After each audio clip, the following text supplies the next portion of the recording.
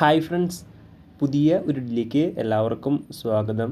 അപ്പോൾ എന്തെന്ന് വെച്ചാൽ ഇന്ത്യൻ റെയിൽവേ അതായത് RRB വഴിയുള്ള ഗ്രൂപ്പ് ഡി എക്സാമിനേഷൻ്റെ എക്സാം ടോപ്പിക് എന്തൊക്കെയാണ്, അതുപോലെ തന്നെ സിലബസ് എന്തൊക്കെയാണ് തുടങ്ങിയ ഡീറ്റെയിൽസും കാര്യങ്ങളൊക്കെയാണ് ഇന്നത്തെ ഈ വീഡിയോയിൽ നോക്കാൻ പോകുന്നത്. അപ്പോൾ നിങ്ങൾ ആ ഒരു വീഡിയോ അവസാനം വരെ കാണുക.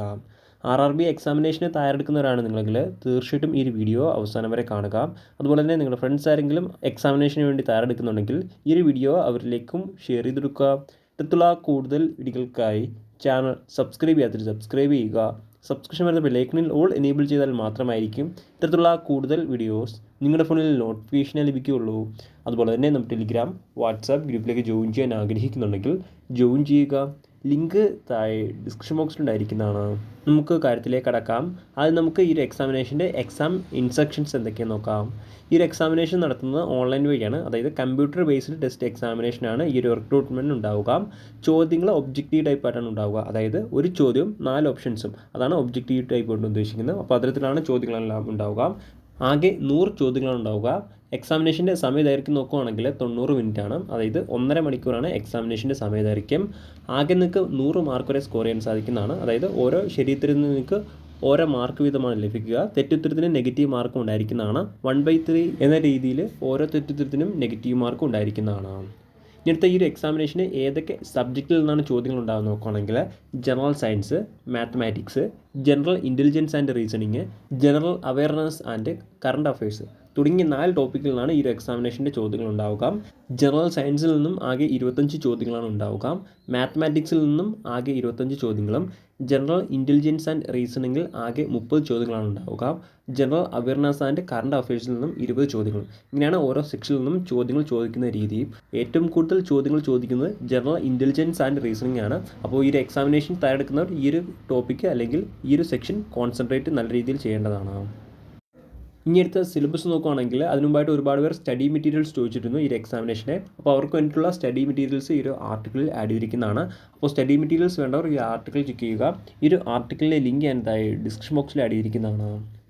ഇനി അടുത്ത സിലബസ് നോക്കുകയാണെങ്കിൽ ആദ്യം മാത്തമാറ്റിക്സ് നോക്കാം.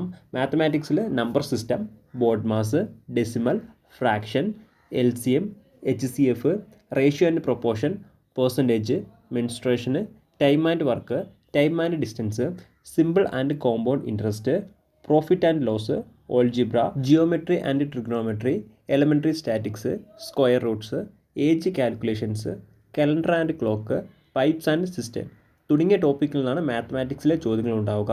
ഇനി അടുത്ത ജനറൽ ഇൻ്റലിജൻസ് ആൻഡ് റീസണിങ്ങിൻ്റെ സിലബസ് നോക്കുകയാണെങ്കിൽ analogies, alphabetical and number series, coding and decoding, mathematical operations, relationships, syllogism, jumbling, Venn diagram, data interpretation and sufficiency, conclusion and decision making, similarities and difference, analytical reasoning, classification, directions, statement, argument and assumptions തുടങ്ങിയ ടോപ്പിക്കിൽ നിന്നാണ് ഈ ഒരു സെക്ഷനിലെ, അതായത് general intelligence and റീസണിലെ ചോദ്യങ്ങൾ ഉണ്ടാവുക.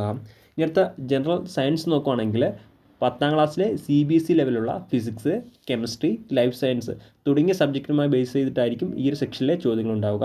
അപ്പോൾ നിങ്ങൾ എക്സാമിനേഷൻ തയ്യാറെടുക്കുന്നവർ 10ാം ക്ലാസ്സിലെ CBSE ലെവലുള്ള ഈ ഒരു ടെക്സ്റ്റ് ബുക്ക് നിർബന്ധമായിട്ടും റെഫർ ചെയ്തിരിക്കേണ്ടതാണ്.